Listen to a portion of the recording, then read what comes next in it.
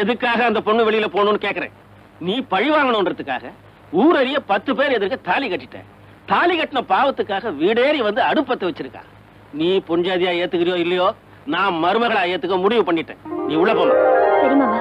நெல்றி பாவா, எனக்கு கோவம் வரதுக்குள்ளே அவளை வெளியே போக சொல்லுங்க. டேய், அந்த பொண்ணு இங்கதான் இருக்கும்.